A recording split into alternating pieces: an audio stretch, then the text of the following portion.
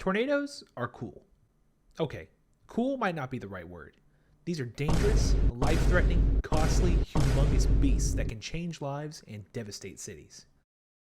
But, if you're like me, you can't help but watch these spinning vortexes of death dance around on the earth.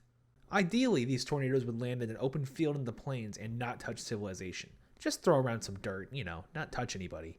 But sadly, that's not how things are. Disclaimer, I'm not a meteorologist or even well educated. I just like the weather. Picture this. The year is like 2001. Did something happen that year? Something did happen that year. I saw the movie Twister for the first time. Bill Paxton and Helen Hunt on my TV chasing these tornadoes. I was fascinated, terrified, enthralled, shitting and crying, you name it. After that, my 5-year-old eyes were glued to the sky daily, or at least glued to the Weather Channel. For tonight, mainly clear, low 54. Here's some nerd shit. To put it simply, the National Weather Service website states that the ingredients needed for a tornado are instability, which is warm, moist air near the ground, with cooler, dry air aloft, and wind shear, which is a change in wind speed and or direction with height. An unstable air mass promotes the development of strong updrafts, while wind shear will further increase the strength of the updraft and promotes the rotation from which tornadoes are produced. Yeah, I definitely know what all that means.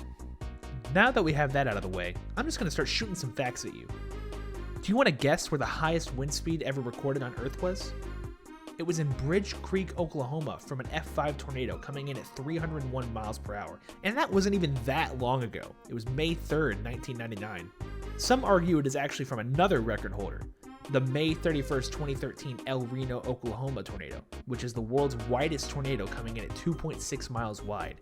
It's about 46 football fields if you want to think about it that way. Some argue that a subvortice of that tornado, which a subvortice is like a mini tornado that can sometimes revolve around the main part of the tornado. Some argue that one subvortice of that tornado had winds up to 302 miles an hour. But for now, the record is with the Bridge Creek, Oklahoma tornado in 1999.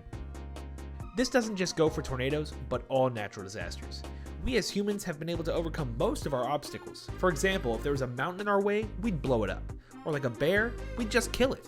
But a big tornado or a hurricane coming towards us, there's nothing we can do but just be prepared and clean up the aftermath. And there's quite a bit of aftermath. Annually, tornadoes cost the US millions of dollars in damage, with an all-time high of $9.4 billion in 2011. That's billion with a B. With the costliest being the May 22nd, 2011 Joplin EF5, causing $2.8 billion with a B in damage. So why did I make this video? I don't know, man. I just wanted to talk about tornadoes. And tornado season is just around the corner in the US, if not actively in effect for some parts of it. Try to check the weather every couple of days and see if there's an active storm day coming up, and have a plan in place should you need to take shelter. If you're interested in more videos like this, I'm going to recommend some weather YouTubers here. Pecos Hank shoots incredible tornado videos. He's also like the Steve Irwin of storm chasing. He'll just stop along the side of the road and check out like snakes and other wildlife. It's really cool. Then there's also Weatherbox. Weatherbox covers multiple different weather events like hurricanes and blizzards and, you guessed it, tornadoes. He covers historical weather events that might not get talked about as much these days, like the Black Friday Alberta, Canada tornado in 1987. But that's it for today. Goodbye and blow you kiss.